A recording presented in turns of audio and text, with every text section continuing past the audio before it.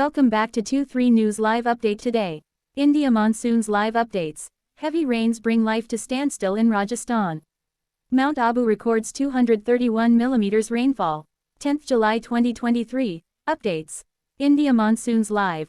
According to the Met Department, Abu Road and Sirohi received 160 mm of rain, Ajmer 137 mm, Baniwas in Pali 128 mm, and Masalpur in Karauli 120 mm of rain since yesterday, whilst Sambhar in Jaipur and Bagoda in Jalore received 99 mm apiece. And Tonk 98 till 8:30 am on Monday. Subscribe and stay tuned for more live updates.